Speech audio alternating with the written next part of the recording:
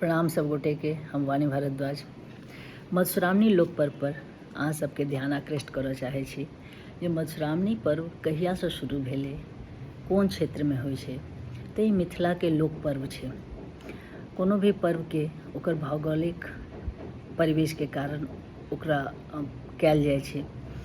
तऽ पर्व त्यौहार ओकर भौगोलिक जे आबादी छै, क्षेत्र छै, कोन कोन एरियामे होइ छै सेहो देखल जाइ छै। तऽ मिथिलामे समूचा मिथिलामे मिथिलाञ्चल जे क्षेत्र छै ओहिमे कयल जाइ छै मधुश्रावणी। ओहो खासकर ब्राह्मण वर्ग आ कर्ण कायस्थ वर्गमे मधुश्रावणी पर्वके चलन छै। एहिमे 13 दिनके कठिन पर्व होइ छै। ताहिमे नवविवाहिता एकरा पूजा करै छथिन। एकटा बात आर जे ई कहियासँ परम्परा शुरू छै, किछु ज्ञान भऽ सकै अहाँ सबके हुए। हमरा जे ज्ञान अइ से हम अपन कहि रहल छी। विद्यापतिके जे रचना काल छै, खण्डकाल हुनकर, ओ 1352 ईस्वीसँ लऽ कऽ 1448 मानल जाइ छै। ठीक छै। तऽ विद्यापतिके रचनामे मनाइनके बाबाके जे गीत छनि, नचारी छनि, ताहिमे मनाइनके जिक्र कयल गेल छै। तो बहुत रास गीत छनि रचना केने छथिन विद्यापति। ताहिमे छनि एकटा छनि जे हम नहीं आज रहब एहि आँगन जँ बूढ़ होयत जमाय। तऽ जखन उमाके सतीके विवाहके लेल, महादेवके गौरीके विवाहके लेल महादेवके परछै मनाइन हुनकर माँ गेल रहथिन, तहन जे छै से मनाइन ऑब्जेक्शन केने रहथिन जे एतेक बूढ़ जमाय, एहन भंगिया जमाय हम नहीं करब, के ताकि कानलकै। तऽ ओहिपर हुनकर जे रूसल और व्यक्त कयल छनि गीत, से विद्यापति लिखने छथिन जे हम नहीं आज रहब एहि आँगन जँ बूढ़ होयत जमाय। तऽ विद्यापति कहने छथिन भनहि विद्यापति सुनू हे मनाइन, दृढ़ करू अपन ज्ञान।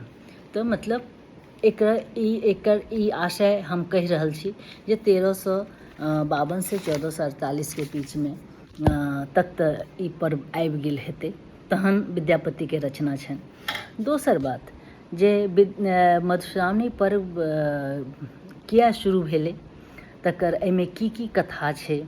तऽ कनि वीडियो बेसी लम्बा भऽ जायत तऽ ध्यान देबै जे विषहराके पूजा होइ छै, चेनाइ नागके पूजा होइ छनि, कुसुमावतीके पूजा होइ छै, पिंगलाके पूजा भेल, लिली नागके पूजा भेल, गौरीके पूजा होइ छनि। जतेक शिवजीके जे कन्या रहथिन उमा, सती, सबके एहिमे जिक्र होइ छै कथाके दौरान। तऽ जहिया ई कथा शुरू भेल हेतै, तहियाके जे समय कालखण्ड छै, ताहिमे लड़कीके बहुत बाल विवाह होइ छलै, बहुत छोटपनमे बच्चामे विवाह भऽ जाइ छलै। जहिया कि लड़कपनके खेल उमर रहै छलै तखने विवाह होइ छलै। विवाहके अर्थो नहि बुझै छलखिन बच्चासब। तऽ ई जे खेला धुपा कऽ एहि जे 13 दिन कि 15 दिन या जतेक दिनके होइ छै ई पूजा, ताहिमे हुनका जीवनके एकटा सार बतायल जाइ छलनि जे आब अहाँ पैघ हैब। सृष्टिके देखियौ, जे अहाँ गौर करियौ ई कथामे तऽ देखबै जे विषहराके जन्म, फेर पृथ्वीके जन्म, सतीके जन्म, गौरीके जन्म, जतेक गंगाके कथा आबै छै, फेर कार्तिकके जन्म, गणेशके जन्म, गौरीके जे भागिन भेलखिन, बहुत रास चीज आरो छै। संध्याके विवाह, लिलीके जन्म, लिलीके छलखिन बाल बसंत। तऽ एहि ढङ्गके चीजके बतायल गेलै जे विवाहके बाद जे सृष्टिके संरचना होइ छै, ओहि सृष्टिमे सम्बन्ध जे होइ छै पति पत्नीके बढ़ै छै, फेर बाल बच्चा होइ छै, भगना भगनी सबटा सम्बन्ध बतायल गेलैए। ताहि सङ्गे खेल मक्कर सेहो बतायल गेलैए। केना ओ खेलमे धर्मसँ जोड़ि कऽ बच्चाके आगू भविष्यके लेल ओ केना अपन जीवन यापन करथिन, आगू केना हुनकर गृहस्थी हेतनि, से ई एकटा लोक पर्वके द्वारा जे छै बतायल गेल कथा छै।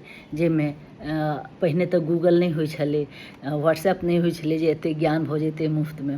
तऽ ताहि दुआरे पहिने तऽ धर्मसँ, कथाके तरहसँ विज्ञानके बात बतायल जाइ छलै, ओकर प्रकृतिके बात बतायल जाइ छलै, पति पत्नी विवाह के बाद जे पति पत्नी के संबंध होइ छै ओ किया संबंध ओ संबंध के की अर्थ छै, गूढ़ अर्थ ओ बतायल जाइ छलै।